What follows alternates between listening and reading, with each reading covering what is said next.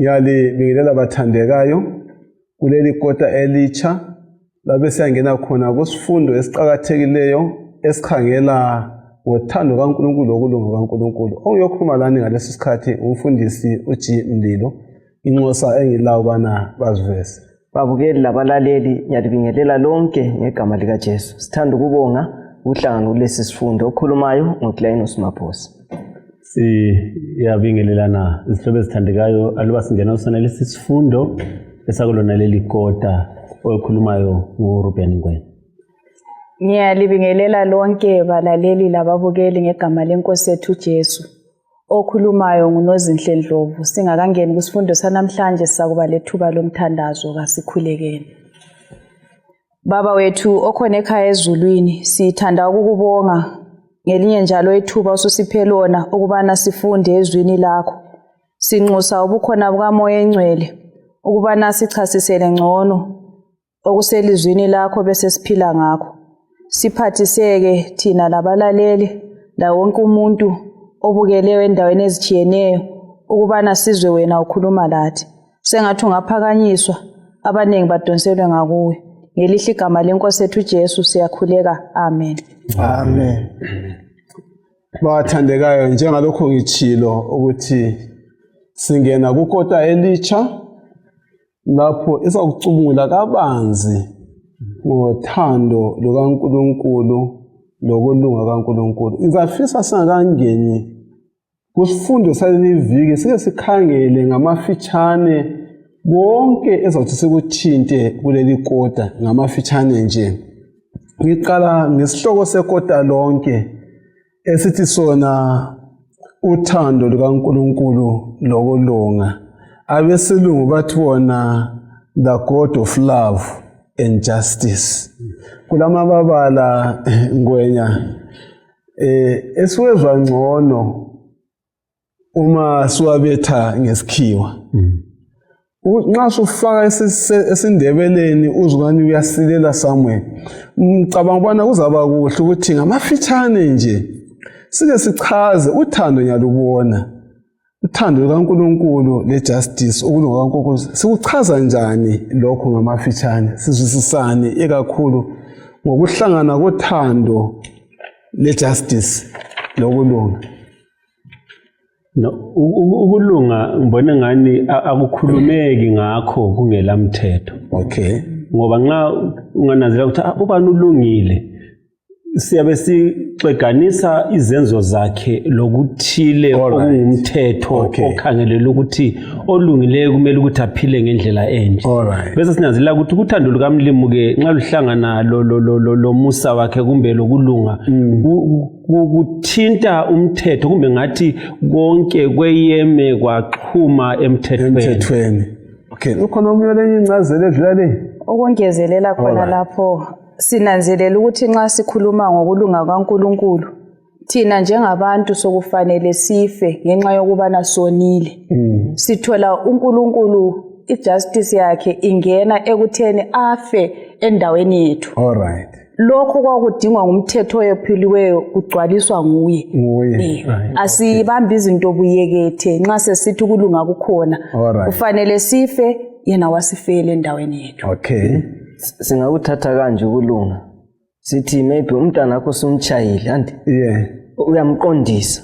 So ukulunga ukuqondisa kuyangenelana ukulunga singafaka ibale lithi ukuqondisa. Okay. Singaphambili lathi sizichasisele ngezindlela ezehlukeneyo.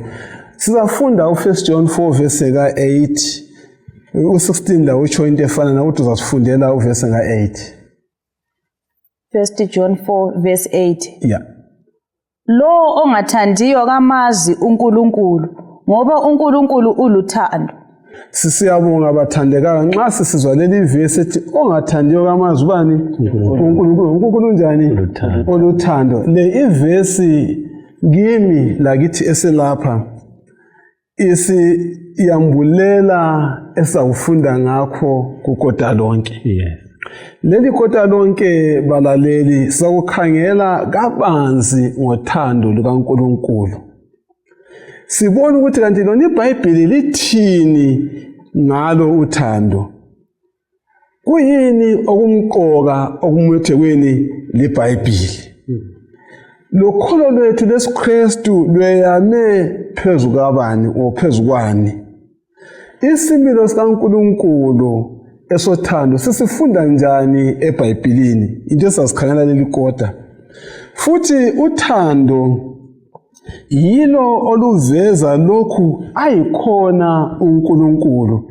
Lakho konke esikukholwayo isifundo esasikhangela leli kota. Sizakhangela kuba uthando lolu lusigoqa njani thina kukho konke esikwenzayo. Sizabona njalo ubana abantu abaningi baluchaza njani uthando. Maybe lakathesi singezwa ngomafitshane ukuthi abantu abaningi lisibonani baluchaza njani uthando. Ngade abantu abangu-10 at least ukuthi akusitshela ukuthi uzwisisana wazini ngothando kuyini esisike sakuzwa ebantwini. Singananzelela kakhulu ngasithinta ngothando. Uthando lukaNkulunkulu lujulile. Ngezinye indlela uthando lukaNkulunkulu alulasilinganiso. Njalo lugabhela kuwo wonke umuntu lujulile. Okunye singasoke sithole impendulo eyodwa. Alright. Sizathola impendulo ezilithumi ezijiyeneyo. Alright. Ngoba uNkulunkulu sihlangane laye wasivezela uthando kuzigaba ezijiyeneyo zempilo. Yeah. Yikho ke lungalinganiseki. Aluba luyalinganiseka bangaye sonke sihlangana lalo ngendlela efananayo. Mina luhlangane lami mhlawumbe ngisemumeni othile.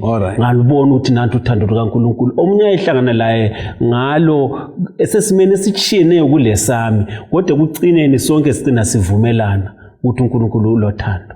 Sisiyabonga. Ngamafitshane bathandekayo njalo sengithi ukuthi leli kota sakhangela uthando kaNkulunkulu lokulunga kaNkulunkulu. Isiphetho sethu sonke sesikhangele ukubana ekugcineni konke sikwazi ukufunda ukuthanda ngendlela uNkulunkulu athande ngayo. Anti sindawo nje. Amen. Kodwa lonke lesilisa khona ukuthi lathi sike sibone kuba bathanda njani uluntu. Lemibuzo yonke leminye iza kuzanya bana icubungule kuleli kota eqondana njani lothando. Sizabona njalo ukuba uthando lokulunga kuhamba njani kundawonye. Konke kusawukhala kuleli kota. Okwaleli viki sawukhala kakhulu uNkulunkulu othanda ngokukhululeka. uNkulunkulu uthanda kanjani ukukhululeka. Indinyana ufuna ngekhanda ke leli viki nguHosea 14 verse lika 4 ithini? Ngiza kwelapha ubuphakaphaka babo ngibathande ngokukhululeka ngoba ukuthukuthela kwami sekusukile kubo. Ngithathekiswa yilamagama ukuthi ngiza kwelapha ukuphakaphaka kwabo. Amanye ama-version athi ngiza kwelapha ukungathembeki kwabo. Yes. Indinya yekhanda ithi yena ukuthanda ngokukhululeka. Kanti umuntu othanda ngokukhululeka ngumuntu othanda njani? Sikuqathanisela leli verse esalibona selibale manje. Sinanzelela ukuthi nxa uthanda ngokukhululeka awulasizathu sokubana uthandelane. Kusukela kuwe. Nxa sibala indinyana yethu le esiyifundileyo lapha sithola ukuthi uNkulunkulu uhlezi elungele ukwamukela zonke izoni eziza kuye. Amen. Lanxa thina singabonanga indingeko yena nguye oluthando, nguye futhi umsunguli wothando. Siseseyizoni uKristu wasifela. So sithola ukuthi uNkulunkulu nguye oqalisa ukuthanda futhi uthando lolu bese lusiba lentengo. Lubuya ngobuhlungu ukuze asizuze ngoba kwezinye izikhathi singalwamukela kumbe singalwamukeli. Kambe kaMaphosa uNkulunkulu uthanda abantu abangaki? Lunjani uthando lwakhe na? Kambe uyabanjwa ngamandla ukubana athande? uNkulunkulu akabanjwa ngamandla ekuthandeni kwakhe. Ngisike sathinta lapha ukuthi kulesigaba sokuthi lanxa ilanga liphumela wonke umuntu. Okufanana ngitsho lezulu nxa lisina linela wonke umuntu. So uthando lukaNkulunkulu akakhethi ukuthi namhlanje liyanela abalungileyo ababi hayi. So uthando lukaNkulunkulu lugoqela wonke umuntu. Uthanda abantu bonke. uNkulunkulu akhethi ukuthi ungabe ngoluphi uhlobo. uNkulunkulu uthanda bonke abantu. Bathandekayo sizananzela njalo bana leli viki sawuqinisa izinto ezingaki ezintathu ngabe lifunda izipho izinto ezintathu esasiqinisa lapha kuthiwa into yokuqala sizawukhangela uthando kaNkulunkulu ubana luchazwa njani ongela ndingeko angithi ndawonye okunye kokuqala okunye kwesibili sizakhana ukujula kothando lukaNkulunkulu jula kothando kabani lukaNkulunkulu olungeke umuntu aluchaze ngendlela eyiyo mina mfana ukubanzi kothando lukaNkulunkulu ayisilo lokulinganiswa ngumuntu okwesithathu umuntu uyazikhethela kubana athande kumbe angathandi into ezintathu uthando lukaNkulunkulu kaluchazwa ngesikwenzileyo kumbe yimbadalo eyimfanelo yethu nalokho esengutambile-ke ekucineni kwakho konke simele sibone ubana uthando lwenkosi lwedlula konke esikucabangayo nokuba upha umusa nesihawu kuba wonke abantu nxa sikhangele lokhu bathandekayo kuyini esibonani siza kuzwisisa ngalezi zinto ezintathu Izindlela sizananzelela ukuthi uNkulunkulu ekuthandeni kwakhe ukwakuthinta omunye kakulani lendingeko zami. Alright. uNkulunkulu iko iBhayibheli lithi uNkulunkulu walithanda ilizwe kangaka. Waze wanikela. Right, akazange acelwe ukuthi uNkulunkulu sicela uthande ilizwe kwasuka kwasungula kuye kungani ngoba yena ukukhuluma enye ivesi lapha ngoba yena vele uluthando uhulumende wakhe isisekelo sakho salo siluthando isimilo sakhe siluthando ukwenza kwakhe konke uveza uthando yikho ke singathi yena uzungeze luthando ngoba yena vele njani eluthando nxa umthinta uthinta uthando. Alright, awusibale kathi sike sijule ngoHosea 14 verse 4 sikhangela indaba kaHosea ukuthi yona ngwayo isivezela njani uthando kaNkulunkulu yena lo luthando. Hosea 14 verse 4 Ngizakwelapha ubuphakaphaka babo ngibathande ngokukhululeka ngoba ukuthukuthela kwami sekusukile kubo.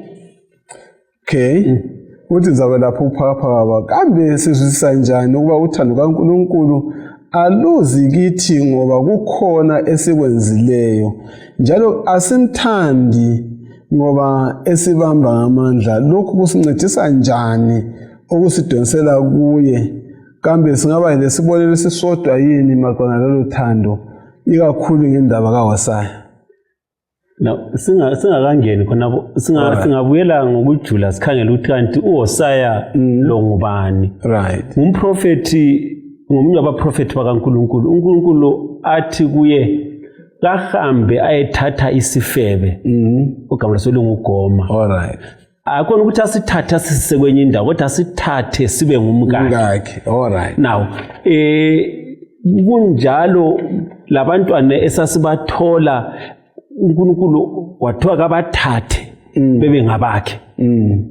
Ngikhumbula ukuthi lekhona kwindawo lapho okugoma okwabikwa kuthiwa use auctionwa ngale market ilizwe athi hambe ebhida laphana wena anti onxa ku auction ngizama ukuthi ngiba lesindebele laphana othengayo ngulowo oqamba intengo ephezulu. Yes, yena ngezindlela okwathiwa hambe eqamba intengo ephezulu umthenge lapha kuthiwa umuntu oyevele semthethe ngumkakhe osethola lesethengiswa. Right, lokhana uNkulunkulu umprofeti oyehlukileyo kwabanye abaprofeti ngoba isiprofeti sakhe kwakumele ukuthi impilo yakhe ayiphile impilo yalokho aye ukuprofeta ngobudlalo kwaNkulunkulu lo Israel. Okay, ngoba uIsrael ngezindlela kundaba kaGoma uGoma wayengumuntu ongaziphathanga wayeziphethe buchapha ayihambe siya feba lamanye amadoda ayene endele kuHosea. Alright, now yiso ke isimo sika Israeli phambi kukaNkulunkulu. Israeli esukile wahlubuka wayaphinga lezinye izizwe eloNkulunkulu olijaha lakhe kumbe ngumyeni wakhe. So ngezindlela ngendaba kaGoma lapha ngizama ukuthi mase siyakhangela ivesi leyi sikunanze ukuthi uGoma vele wayengumuntu onjani wayengaziphathanga eziphethe engani kachadanga enechate lo Hosea. Kuthi Hosea ilizithi hambe emthatha labantwana laba ngasibo bakho bazi baphiwa lamagama amthande kanjalo ehlala labo endlini azange uthuza kwahlala la espare bedroom amuru tathale la njengomkakhe. Ngifuna ukuthi ngiye phambili ngalokho ngikhangele kulawa ukuthi nxa kunjalo kulula kangakanani ukuhlala lo muntu omazi ukuthi kwakuflathela walala lamanye amadoda wahlala kwenye indawo kulula kangakanani? Akukho lula mfundisi nxa sinanzelela lapha ukuthi uNkulunkulu Israel wayemthanda. Kodwa nxa uIsrael emthanda sithola behlubuka. So uThixo sibona futhi embuyiso Israel. So akukho lula ukuthi uhlale lo muntu wena ukwazi ukuthi waphumela phandle. Ngoba ngezindlela ngathi ephenduke engxenya ukuthelela umkhuhlane. So it's not easy. So uNkulunkulu lapha simthola ngezinye indlela akamchayi ngoswazi uIsrael. Kodwa uthi Israel lanxa kunjalo uphenduka yiko lapha nathi sithinta ngothando lukaThixo ukuthi luyagabhela lujulile ngezinye indlela. Kanti abantu bavuma ukwehlukana kutheni? Bayahlukana ngezizathu ezifanana lazona lezo ukuthi umuntu engakhangele kubona ungasafanelanga. Ungasafanelanga. Lokho kuveza ukuthi nxa sokumele uyemthatha enjalo ehlala naye ukwathina uhamba wazuzela abantu abangesiwo kukuvezani ngothando lukaNkulunkulu lo Israel. Now nxa sesikhangeleke uthando lukaNkulunkulu uIsrayeli uhlubukile ezazi ukuthi ulomyeni wakhe onguNkulunkulu. Now uNkulunkulu ke akazange ame kuphela ekuthini aveza uthando kuIsrael. Kodwa waveza ukuthi kule verse engeke ngayithinta lapho uHosea kwathiwa kaye mthenge emakethe ngathi sithengiso. Now thina sesithengisele kuSathane, uSathane esesenza kufunayo ngathi. uJesu izulu lakhetha ngenxa yothando ukuthi azosithenga. Azange sithenge ngemali esibala kodwa wasithenga ngentengo edlula izinto zonke ezingabalisa emhlabeni okuyimpilo yakhe ngoba wasithenga ngegazi. Kuthiwa impilo yakho konke okuphilayo isegazini. Ezindlela wasithenga ngempilo yakhe wanikela impilo yakhe ukuba nimlahlekele ukuze thina sibuyele kubone sibe ngumkakhe futhi. Kuluthando olumangalisayo. Nxa sifunda indaba kaJoh ekaHosea kambe sibonani wayekukholisa khonokho okuyathatha umama onjalo. uHosea sithola ukuthi wayengakukholisi. uNkulunkulu wayezama ukuveza ebantwini ngendlela esizwisisa ngayo ukuthi khonokho akuzwayo lathi uNkulunkulu yikho akuzwayo nxa sihlubuka. Ngimangaliswa luthando lukaNkulunkulu mfundisi ukuthi sikuthintile ukuthi ngemeko vele uGoma wayengafanelanga lanxa wayengafika ebantwini ethi hayi badala uGoma ngizomphendukisa sokwehlule ngesizathu salokhu lalokhu babengavuma. Kodwa sithola lanxa engafanele uNkulunkulu uthando lwakhe luyagabhela lalapho esingacabangeli khona ukuthi lapha hayi ngiyambona thina amabhangles kuthiwa aphela uzuthi you have exhausted ngoba umusa wangikhona sudonse umusa wazi wafike ekucineni. uNkulunkulu lathi usithanda ngendlela emangalisa. Kulezinye izikhathi balaleli lababukeli ukuthi uyazikhangela ubusubona ngani hayi ngeke ngiye kuNkulunkulu. Kodwa sithola ukuthi lanxa kunjalo uNkulunkulu uhlezi izandla zakhe zivulekile ukuthi asamukele khethekile lapho esingene khona lalapho esiphume khona. Okunye ukungithinta umfundisi. Sakhumbula uJesu esesiphambanweni. Ungabala kuhle ngesela leliyana that person was a robber. Ngibona ngani abantu ababamba inkunzi siyakuzwisisa ngaleyo ndlela. Laphana wakumele wayevele efana ukuthi abethele kodwa simbona uJesu ngomusa ngothando lwakhe right ngomusa omangalisayo ngoba wayengakudeserve lokuyana uJesu wathi hayi ngiyakwethembisa ngoba enjani eyamukele uthando. Alright. So uthando lolu nxa lusiza kithi uNkulunkulu ukhangela ukuthi silwamukele la nxa engasibambi ngamandla kodwa ukhangela ukuthi sinjani silwamukele ngoba ulupha freely. Alula akathi wena ngikuthando ngoba wenze lokho. Yes. Hayi singenzanga lutho esikwenzile kuyibubi kodwa kuyasiqinisa isihloko salamhlanje uthando luza mahara olwaNkulunkulu. Yes. Nangikhangela yena uGoma ngokwakhe kambe eselethwe endlini ngemva kuyatholwa emanyaleni kambe ubona lo engakuphatha njani khona ukuthi hayi kuyina ngakwenza vele.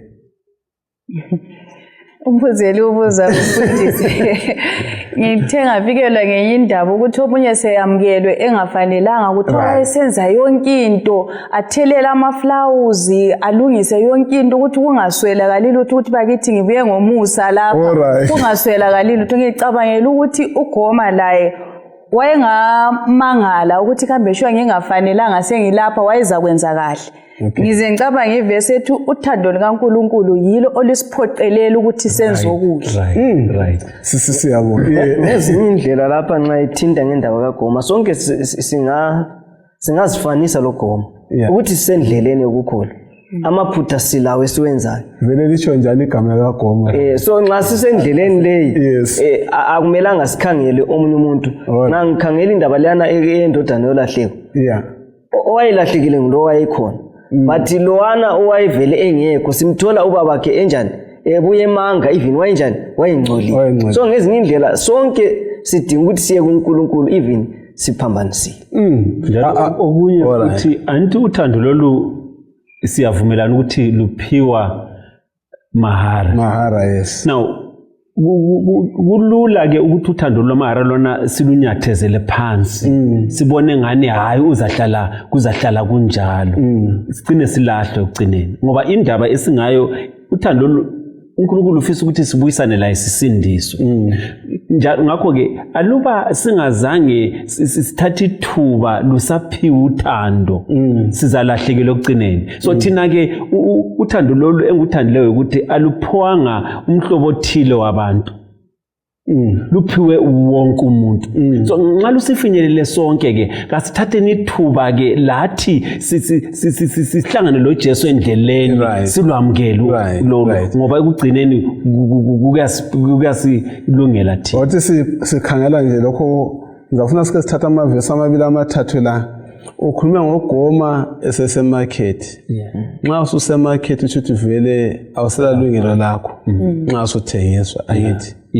Ngifuna sikhangele ukuthi lolu thando kaNkulunkulu lusiveza silamandla angakanani okuzikhulula simthande. Kanti lemvelo kaNkulunkulu yona injani anisindawona ukuthi la amavesi azawufunda uHosea 5:13 lo 6:1 lo 7:1 la mavesi asitshelani ngemvelo kaNkulunkulu kuqala. Kambe umuntu uyanelisa ukuma aqonde athembeke ngawakhe amandla na njengoGoma esesemarketplace. Wayengazilungisisa yini nxa esenjalo sethengiswa? Awusibayela amavesi. Hosea 5 ivesi lingelika 13. Right. Wathi uEfrayim ebona umkhuhlane wakhe loJuda ebona izilonda zakhe. uEfrayim waya eAsiriya wathumela ilizwi loncedo enkosini enkulu. Kodwa kayenelisi ukwelapha izilonda zakho. Hosea 6 ivesi lingelika 1. Wozani sibuyele kuJehova. Usesidabule saba yizicucu kodwa uzaselapha. Usilimazile kodwa uzawabopha amanxeba ethu. Right. Hosea 7 ivesi lingelika 1. Lapho ngingelapha uIsrayeli izono zika-Efrayim ziyadalulwa lobubi beSamariya buyembulwa benza inkohliso amasela agqekeza izindlu izigebengu ziyaphanga emigwaqweni. U5 verse 13 uyasivezela ukuthi labantu balimele sebesiyadinga usizo kwenye indawo kodwa bafumanani abatholi lutho yini. Ukusivezela njani nxa sikhana amavesi alandelayo imvelo kaNkulunkulu lathi thina ngokwethu ngamafitshane. Imvelo yethu isono siyalimaza. Yes. Njalo silimaza sinjalo asilamandla ukuthi sizelaphe. Yes. So sidinga amandla angaphandle kwethu. So imvelo ngamandla angaphansi kwethu. Alright. So kudinga amandla kaJehova. Alright. Ukuthi abuye yikho lapha uthuza kubopha amanxeba. Ngezindlela amanxeba esono siwabotshwa kuphela nguJehova. Nxa sesithe saqina esonweni thina kwethu ukukhala njengoPeter lapha nesetshona uthi Nkosi ngiyatshona. Asingeke sizelaphe umkhuhlane wesono. Umkhuhlane wesono siwelapha kuphela ngubani? nguJesu. Okufunakala ukuthi kuphela ukuthi sivume ukuthi sinjani sithotshwe amanxeba lawa sibotshwe lezilonda. Siyabonga abathandekayo nginanze ukuthi yena ngokutsho kwale comment akula muntu ongathanda ngoba kukhona akwenzile ukubana athande. uJehova usithanda sizibi sinjalo. Kambe uNkulunkulu ngasi imvelo kaNkulunkulu esikhangeleyo leyo ingabe yiyo yenza uNkulunkulu asithande yini? Akusibalele umsebenzi wabapostoli ngo-17 verse 25. Umsebenzi wabapostoli ngo-17 verse 25. 17 verse 25. Njalo kancediswa izandla zabantu ingathi kukhona akuswelayo ngoba yena ngokwakhe upha bonke abantu impilo lomphefumulo lokunye konke. Kambe ukudalwa kwemvelo yikho kwenza uNkulunkulu abe lothando na? Singayibamba sithini leyo Maphosa? Umhlaba ungadatshulo uNkulunkulu wasithanda. So uthando lukaNkulunkulu lwaluvele lukhona before umuntu so imvelo kayisiyo esilivezela uthando. Kodwa uthando lukaNkulunkulu lwalukhona umuntu engadalwa. Okay, omunye ngaka-comment wathi sibale uJohane ngo-17 verse 24 aqinisa ivesi likaMaphosa. Johane 17 verse 24. Verse 24. Baba, ngifuna ukuthi labo ongiphe bona babe lami lapho engikhona, njalo bayibone inkazimulo yami, inkazimulo onginike yona ngoba wangithanda umhlaba ungakadalwa. Okay. Siyabonga. Njalo sesithiwa ukuthi yena indalo kayisiyo eveza bona uNkulunkulu uyasithanda. Kodwa indalo uma ingayisiyo ayidalela kubana asithande yona imi njani kudaba lothando lukaNkulunkulu lathina? Anti sivumelene ukuthi uthanda ngokukhululeka. Indalo lawo yabuya njalo. Iveza ukukhululeka kwaNkulunkulu ekuthandeni. Okay. Ayivezi uthando lukaNkulunkulu. Kodwa uthando kaNkulunkulu kalubi khona ngenxa yokudala. Ngiyabona abantu bethengela omkabo amaflowers. Amahle kakhulu. Amaflowers ayo amenza amthande yini? Ngawamenza amthande. Kodwa amaflowers aveza ukukhululeka kwakhe kuthaye kumthandeni. Nasindawo. Ukungezelela sizananzelela ukuthi kusemvelweni kaNkulunkulu ukuthanda. uNkulunkulu uluthando ngowakhe. Okay. Ngenxa uthi uyasithanda wasesenzela lembali ezinhle. Okunye nje uNkulunkulu kusithanda kwakhe kakubuyi ngokufuqwa. Kumbe ngamandla uNkulunkulu yena ngokwakhe uluthando. Alright. Ngasithi uyenza ulutho usifumane sethandile. Okay. Ngoba vele imvelo yakhe. Ngoba imvelo yakhe. Okay. Ake sikhangele uJohn 10 verse 17 to 18. uJohn 10 verse 17 to 18. Sizubona ithini sisiya phambili ngendaba zothando. Johane 10 ivesi lika 17 to 18.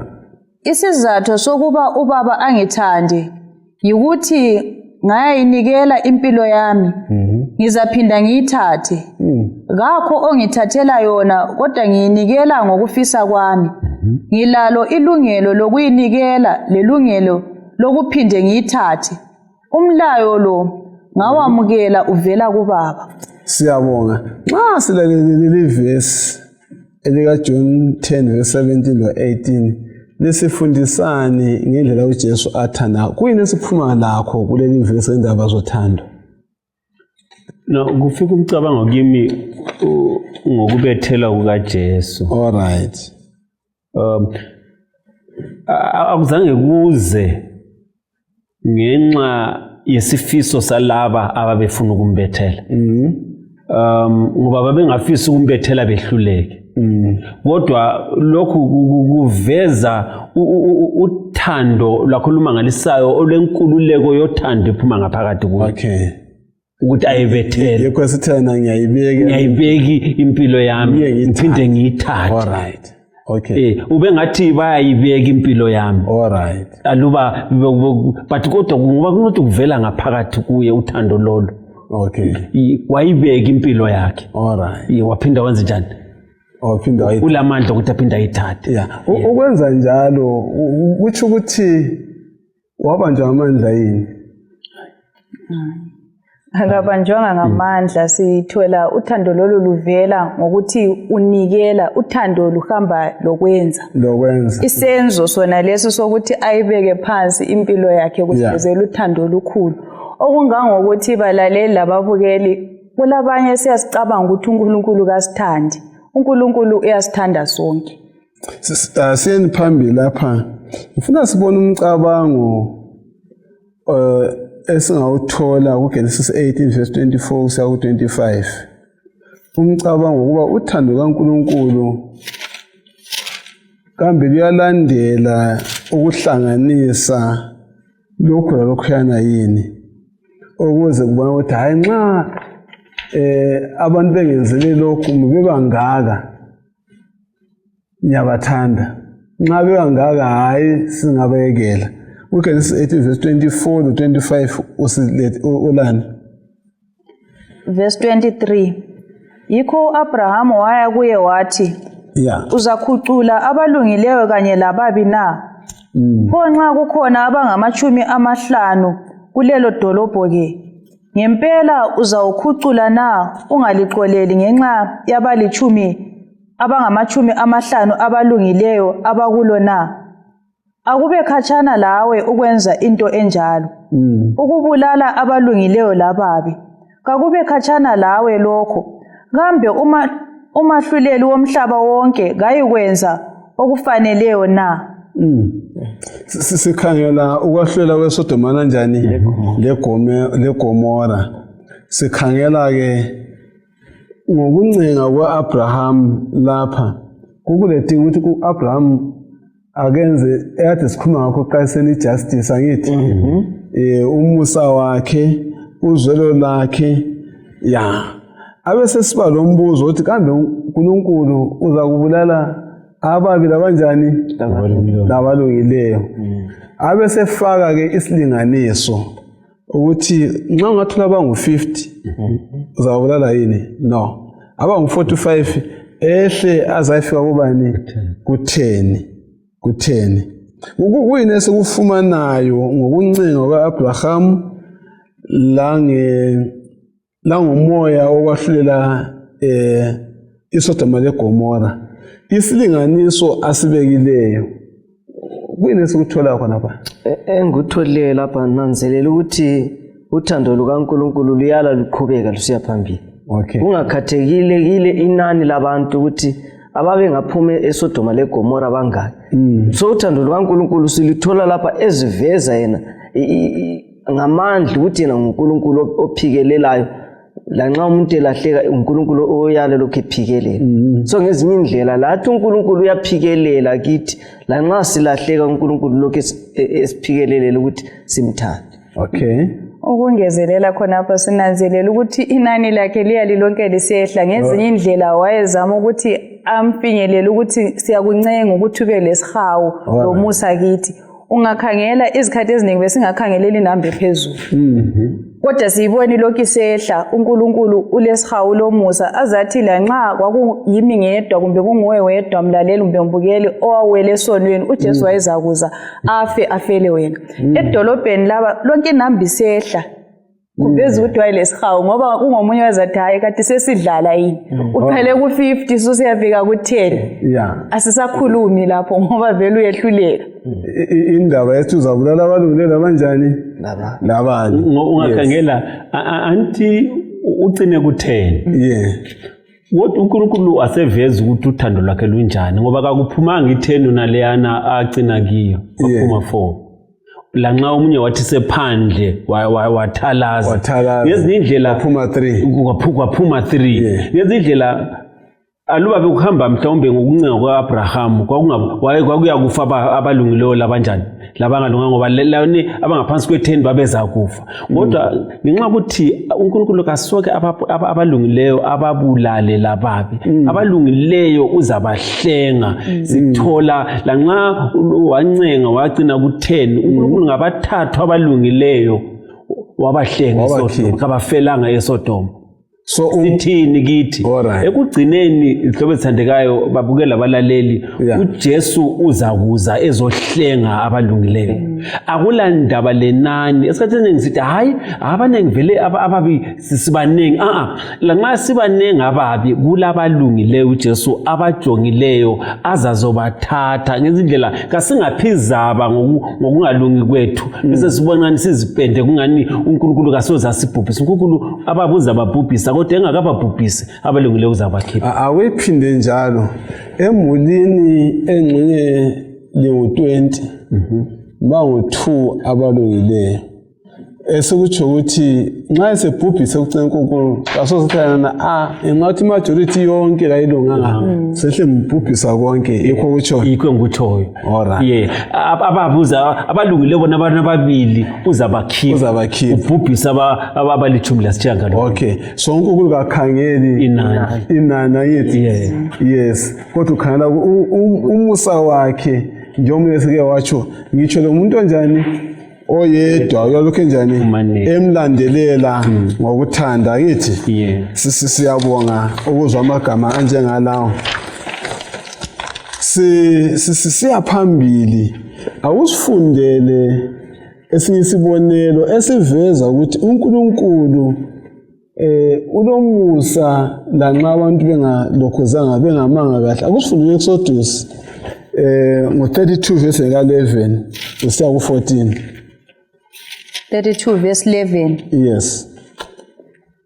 Kodwa uMosi wacela umusa kuJehova uNkulunkulu wakhe wathi, "Awu Jehova, kungani ulaka lwakho kumele lulavukele abantu bakho owabakhupha eGibhithe ngamandla amakhulu langesandla esiqinileyo na? Kungani amaGibhithe kumele athi wabakhupha elizweni ngenxa yenhloso embi ukuba ebabulalele ezintabeni abakhucule baphele ebusweni bomhlaba? Phenduka olakeni lwakho olwesabekayo uthambise umoya wakho ungaletheli abantu bakho ukubhujiswa.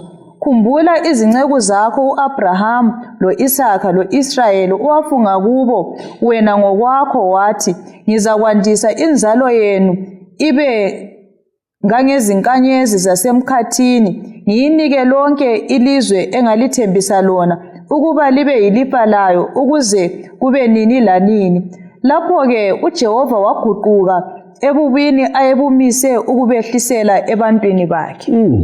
Siyabonga nxa silalela amavesi bathandekayo kuyini sekufundayo ngomusa kaNkulunkulu langokuncenga ukaMoses. Singananzelela umusa maybe ukuze siphumela kakuhle singathatha ibackground emfitshane ukuthi kanti ukuze kufike lesi sigaba kwakutheni.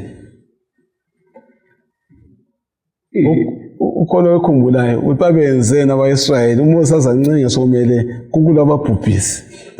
Sizananzelela angisakhumbuli ukuthi okwenzakale ezekho uIsrayeli wahlubuka kwaze kwafika lapho uNkulunkulu athi kuMosi, "Mosi mane eceleni ngibhubhise lesi sizwe ngizaqalisa isizwe ngawe." Alright. Right.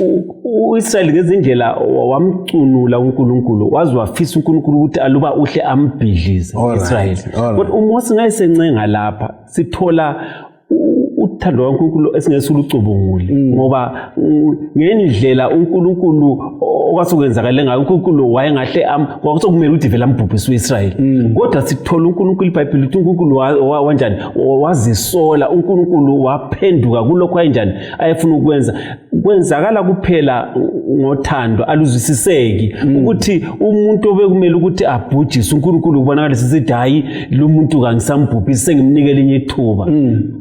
Asikuthole emuntwini ngoba emuntwini sithi an eye for an eye.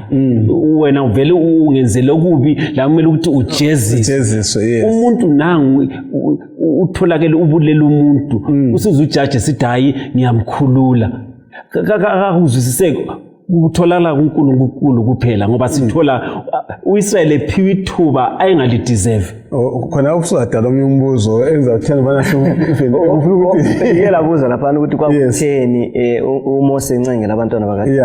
Ukuthi ku chapter 32 sithola ukuthi base bezibumbela ithole legolide. So uNkulunkulu singazibumbela wethu amacebo sithola lokho esithanda even kunjalo. Kodwa lapha sithola uMose esebancengela. Ongamsola nxa esebabhubhisa. Ngenxa ukuthi bathana hayi sezivala uNkulunkulu eceleni.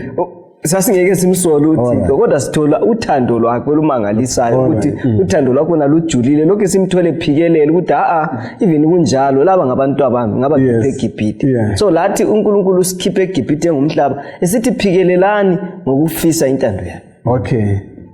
Nginanzelela ukuthi uNkulunkulu yena akazwisiseki. Omunye uzethi lapho sesimzwisisa uNkulunkulu isizi to be God. Uma ngoba uNkulunkulu. Nxa ukhangela lapha ukuthi nxa wena ngokucabanga la ngokucabanga kwami.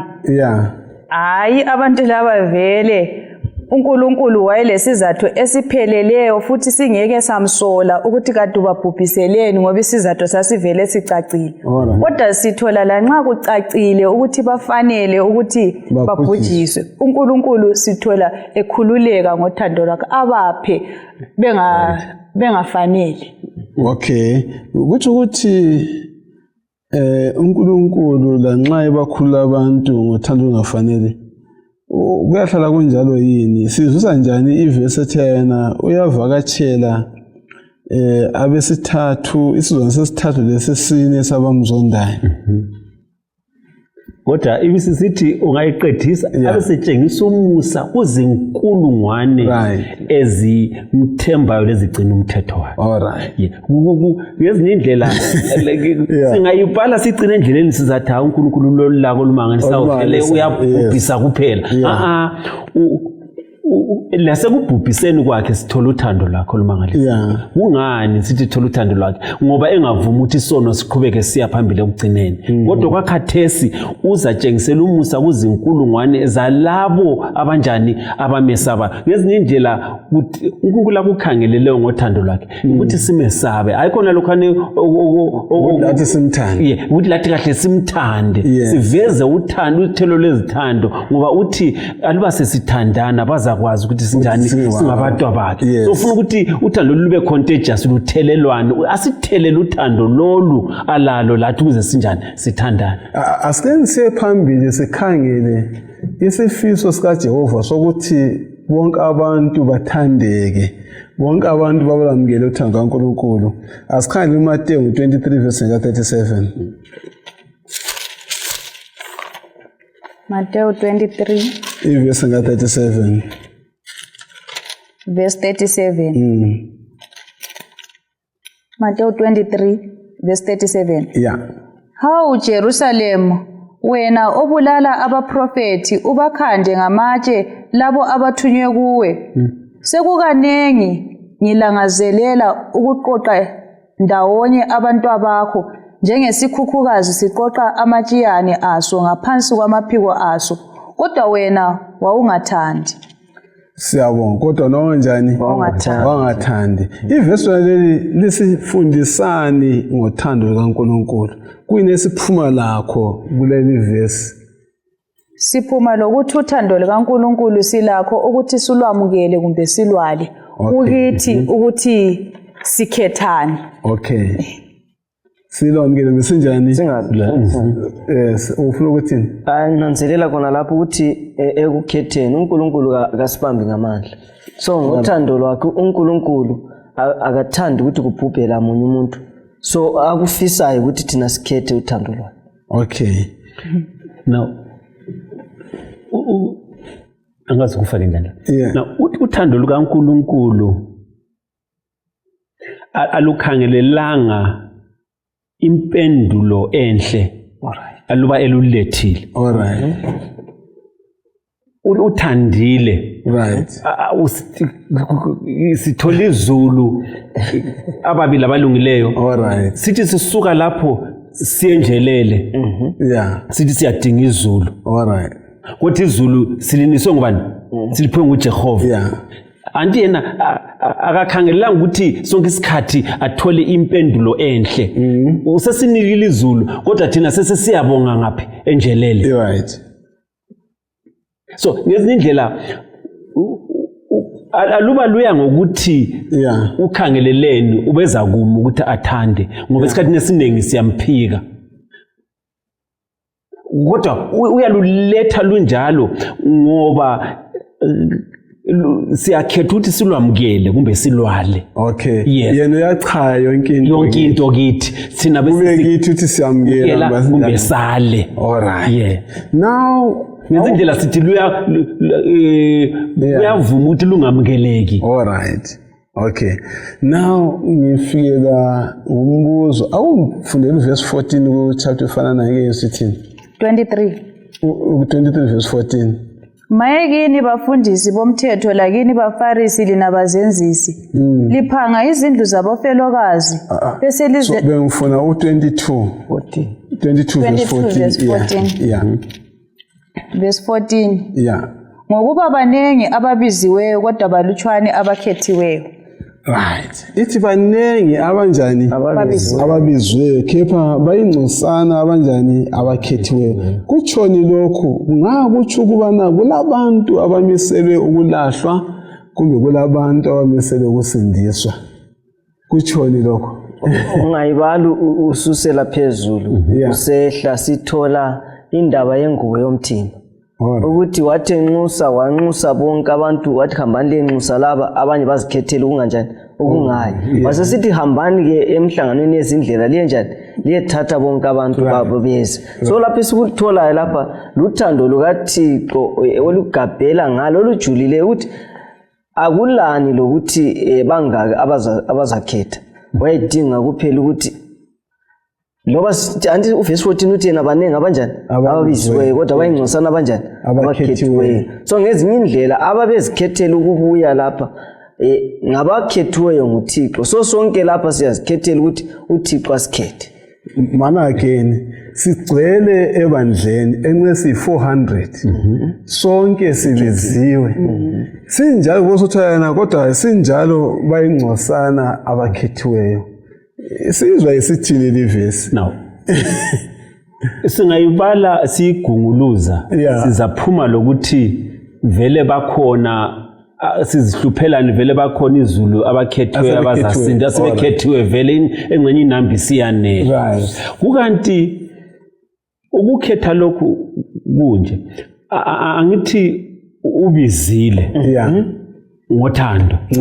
Uma mina ngisamukela uthando loliyana lokubizwa iBhayibheli lithi ngikhethiwe. Kungani kuthiwa ngikhethiwe? Ngoba abantu obizayo ukhangelela ukuthi kube losabelayo. Yikho phela kulesizwe ukuthi akubizwa ozwayo ngoba uyabe siza. Kodwa nxa kuthe kwabizwa mina ngasabela sengikhethiwe. In the context ukuthi ngamukele positively ubizo loliyana. Yikho phela lapha bathi bebelethwa. Ngifaka lo mfanekiso ukuthi ukhona wayeme eminyango uAsha ephethe ingubo zomthimba.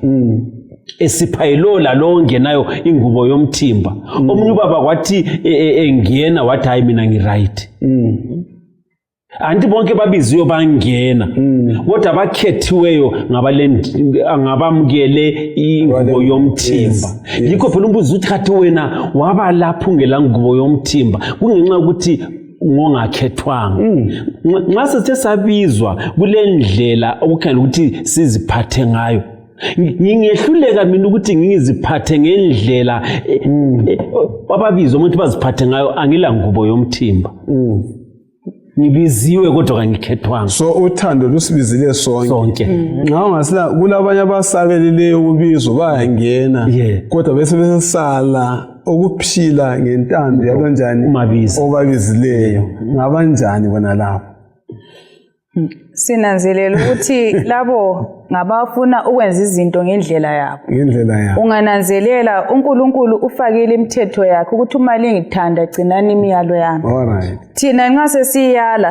sesisala uthando lwakhe ngezinqumo esizithathayo mihla ngemihla kungabe siyalwala kumbe siyaluvuma uthando lwakhe ngibuyela kumcabango abakawoletha lapha uthena inkosi yenza idili chapter 22 yasithunya zawuthi kazihambe ziyebiza abantu abavele hambe biza ubantu hamba ba lo wathi nami ngilalokho mina ngilalokho babizwe bonke laba kodwa lo wathi hayi yeza uthi ngibiziwe edilini kodwa mina ngilalokho ngibhizi ngalokho isofazwe wathatha abantu nje noma ngubani ahlala emgwaqweni wafafana baze bafika kwaphana nxa bengilalele inqumo yethu kimi ingikhumbuza ukuthi yena namanje ivangeli libiza wonke umuntu osemhlabeni kusala lo sabelayo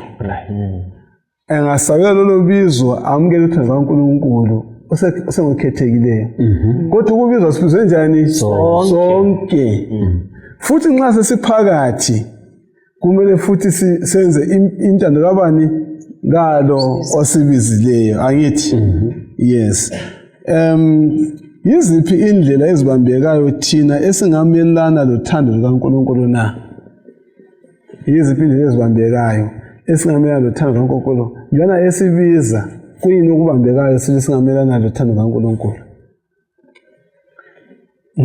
right aluba umuntu ethi inhlanzi ngembule imbule konke okunganelisi ukuthi kuphume ezikhaleni zembule iyakubamba kodwa nxa usukhipha imbule lakho awuthi konke njengoba kuphiwe imbule kuyadliwa usukhipha inhlanzi why ukhipha inhlanzi ngoba zilempawu ezithile ozithandayo kizo so nxa sithe sabuthwa imbule sonke sabuya kumbe sisebandleni uthintile uMandlovu lapha ukuthi maluba lingithanda gcinani imiyalo yami kodwa bese kusibe lezinye izinto sithi mina ngifuna ukuthi uNkulunkulu angithathe lamasiko ami ngifuna mina ngilendlela yami kulezi zinto zami ezinye engizifunayo ezimelana ezingahambisani lalokhu engubizelweyo uNkulunkulu uthana iminyaka yonke lesiphuma kuyo uyasinxusa ukuthi kasihambeni sejuma evangeli khona lokho asikokumelana lothando kaNkulunkulu yikho ukuthi ngithembe kwethu lemnikelo ngisebandleni kakasikokumelana lothando kaNkulunkulu ngizama ukuthi sicabange kabanzi ngento zonke ezingenjani ezingamelana lothando kaNkulunkulu nxa simthanda uNkulunkulu kumele senze lokho kanjani akukhangeleleyo yes umunye uthini kulokho mina bengisithi lapha kutsho ukuthi impilo zethu mfundisi kumele zilawulwe nguNkulunkulu kukho konke simfake ezintweni zethu sibi semsebenzi uNkulunkulu uthini ukudla uNkulunkulu uthini ukuthethelela abanye abantu yes impilo zethu zilawulwe nguye bese sigobela intando yakhe alright yikho lapha bengikhuluma ukuthi kulempawu ezithile abezikhangelela yikho phela imbuleni ningasoze mphunga ukuthatha labo mankala yes ngoba abalampawu ezalokhu uNkulunkulu akufunayo so okulempawu azifuna ukuza sala kumile kodwa konke yikho phela ethe ayisibo bonke abathi inkosi abaza kunjani abaza kodwa labo abanjani abathobela intando yakhe. So ke thina ke singaphatheka kulokhu uNkulunkulu sibe izisebenzi kunye laye sesiyingxenye laye ngoba uthi ongasebenzi lami unjani umelana la. Yes. So thina kasivume ngezindlela ukuthi ukuthi sivume ukuthi sibuthelele ndawonye lo uNkulunkulu singachithizi. Alright, siyabonga abathandekayo, sesifundile kabanzi ngothando lukaNkulunkulu olungabanjwa amandla lukhululekileyo. Kulabantu abanye